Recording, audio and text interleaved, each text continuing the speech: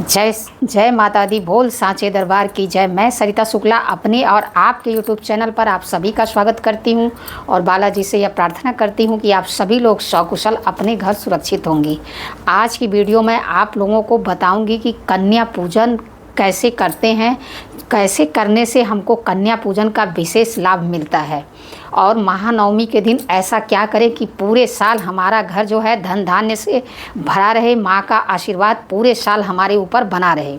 चलिए वीडियो शुरू करने से पहले सबसे पहले सभी बड़ों को सादर चरण स्पर्श, छोटों को शुभ आशीर्वाद और जो मेरी उम्र के हैं उनको प्रेम भरा नमस्कार। और बताइए आप सभी लोग, नवरात्रि कैसी जा रही है, माता की पूजा कैसी चल रही है, आप लोगों के घर में कैसा हो रहा है, कमेंट करके कृपया बताइए। ज़्यादा से ज़्यादा लोग वीडियो को देखिए, शेयर करिए, सब्सक्राइब करिए, लाइक करिए। चलिए आते हैं आज की वीडियो पर। देखिए, वैसे हर घर में सभी लोग कन्या पूजन करते हैं।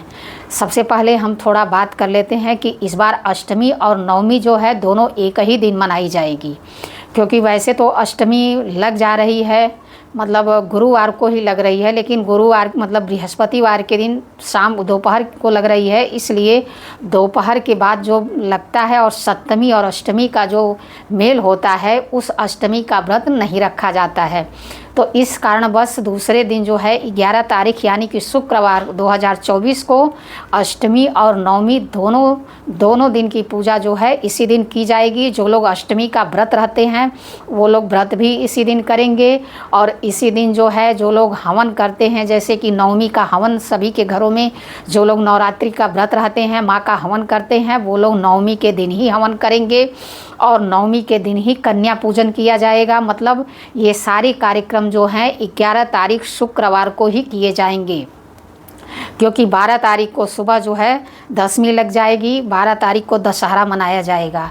तो नवमी के दिन तो सबसे पहले क्या है कि जैसे जो लोग अष्टमी का व्रत रहेंगे वो लोग तो उस दिन व्रत ही रहेंगे, तो उस दिन आप भी व्रत रहिए। बाकी आपके यहाँ जैसे आपके पंडित पुरोहित बताते हों उस हिसाब से आप करिए, लेकिन पंचांग के हिसाब से यही है कि अष्टमी और नवमी दोनों तिथियाँ एक दिन ही मनाई जाएंगी। यानी कि जो कन्या पूजन है, अष्टमी का कन्या पूजन हो या नवमी का कन्या पूजन हो, दोनों शुक्रवार को किया जाएगा। जो लोग सप्तमी का कन्या पूजन करते हैं वो लोग बृहस्पतिवार को भी कन्या पूजन कर सकते हैं।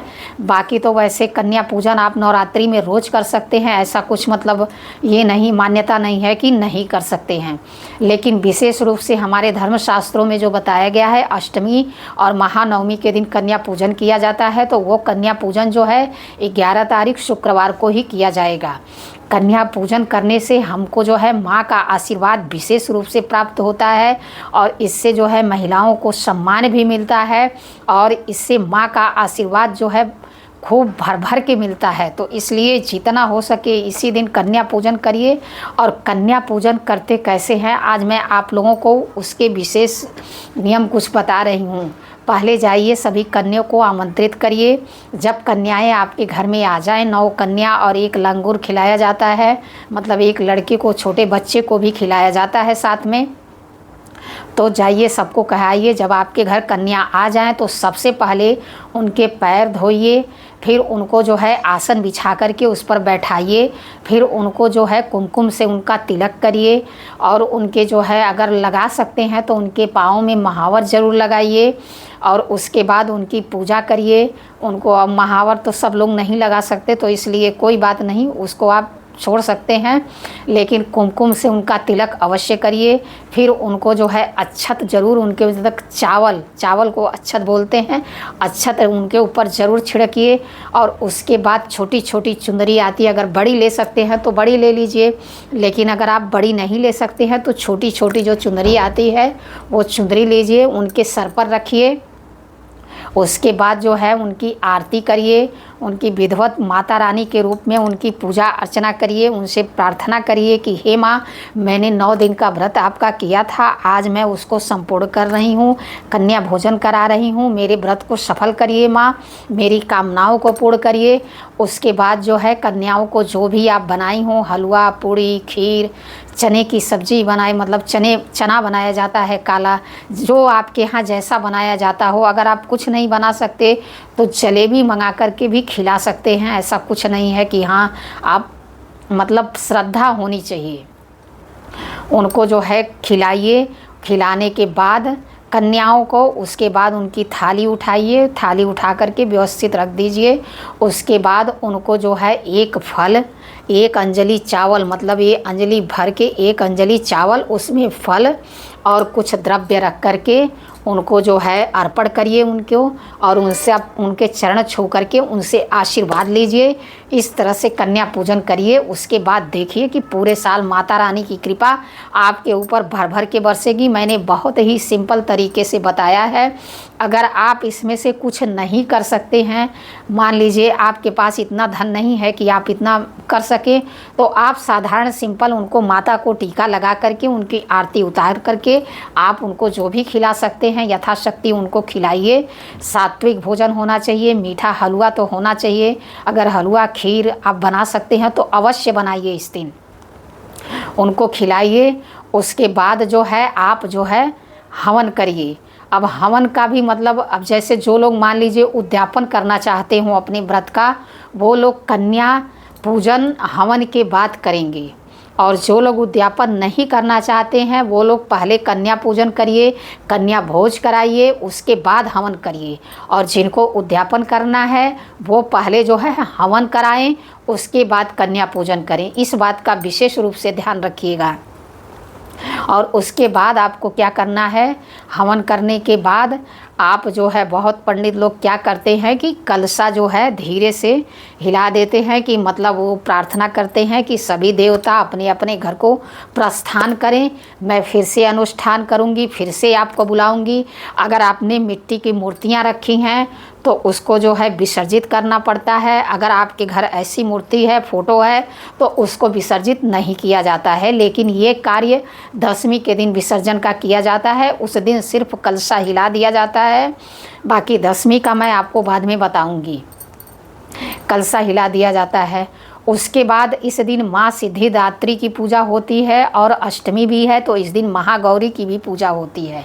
अब मैं आप लोगों को एक बहुत ही विशेष उपाय बता रही हूँ, इसको आप लोग नवमी के दिन रात्रि में अवश्य कर लीजिएगा। अगर आप चाहते हैं कि आपका घर धन धान्य से भरा रहे, पूरे साल आपके घर में सुख समृद्धि का वास हो, तो इस दिन यह उपाय विशेष रूप से कर लीजिएगा।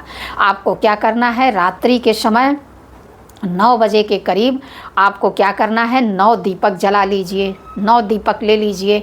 और उसके बाद माता रानी का जहां आपने स्थापना की थी वहीं पे ये पूजा भी करनी है।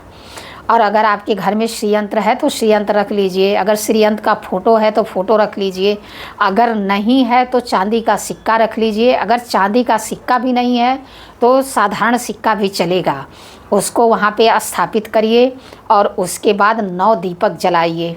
9 दीपक आप घी का भी जला सकते हैं, तिल के तेल का भी जला सकते हैं, आपको मतलब जैसे आप अपनी सुविधा अनुसार जला सकते हैं। 9 दीपक में थोड़ा थोड़ा चुटकी चुटकी भर गुलाल अवश्य डाल दीजिए, 2-2 दाने चावल के अवश्य डाल दीजिए, और 2-2 लौंग अवश्य डाल दीजिए, और एक जो है माला लौंग की अवश्य बना लीजिए। 108 लौंग की एक माला अवश्य बना लीजिए। माता रानी को वह माला पहनाइए सबसे पहले। उसके बाद जो आपने श्रीयंत्र रखा है, चाहे सिक्का जो भी आपने रखा है, उसको जो है उसकी पूजा करिए। उस पे जो है विधिवत हल्दी चढ़ाइए, कुमकुम चढ़ाइए, फूल चढ़ाइए, अक्षत चढ़ाइए, माता रानी को भी ये सारी चीज़ें चढ़ाइए और उसको भी चढ़ाइए। पर वो लौंग की माला सबसे पहले माता रानी को पहनानी है, उसके बाद आगे का कार्यक्रम शुरू करना है। उसके बाद चढ़ाइए उनको सब कुछ, फूल चढ़ाइए, अक्षत चढ़ाइए, मतलब जो जो आपके पास है सब कुछ चढ़ाइए, मेवा चढ़ाइए, सब चढ़ाइए माता रानी को, और उस सिक्के पर भी चढ़ाइए। और उसके बाद वह 9 दीपक जो है प्रज्वलित करिए। 9 दीपक जला करके वहीं बैठ करके 108 बार ओम ऐं ग्लीं क्लीं चामुंडाय विच्चय, ओम ऐं ग्लीं क्लीं चामुंडाय विच्चय, इस मंत्र का 108 बार जाप करिए। बहुत सिद्ध बीज मंत्र है ये। इसका 108 बार जाप करिए और माता रानी से प्रार्थना करिए कि हे माँ मेरी पूजा सफल करिए, हे माँ मुझे आशीर्वाद दीजिए, मेरे घर से सारे दुखों का नाश करिए, मेरे घर में सुख समृद्धि का वास करिए और पूरे साल मेरे घर में सुख समृद्धि बनी रहे, ऐसी माँ से प्रार्थना करिए। उसके बाद 2 कपूर की बटी से और उसमें 5 लौंग डाल करके उससे माँ की आरती करिए। उसके बाद माँ को जो है कुछ मीठा भोग लगाइए। अब मीठा भोग में जैसे कि आप जो है हलवा बना के भी लगा सकते हैं या तो कुछ बाहर से मिष्ठान ला के भी लगा सकते हैं, लेकिन अगर घर पे बना करके लगाते हैं तो बड़ी अच्छी बात है। तो इसलिए यह कार्य अवश्य करिए। आगे क्या करना है उसको जो है मैं 10वीं वाले वीडियो में बताऊंगी, उस वीडियो को भी अवश्य देखिएगा और यह उपाय अवश्य करिएगा। माता रानी की कृपा आपको अवश्य ही प्राप्त होगी। वीडियो में अगर कोई गलती हो गई हो तो क्षमा करिएगा। ऐसी जानकारी के लिए हमसे जुड़िए, हमारे चैनल को लाइक सब्सक्राइब और शेयर करिए। जय श्री राम, जय बालाजी सरकार, जय माता दी, बोल साचे दरबार की जय।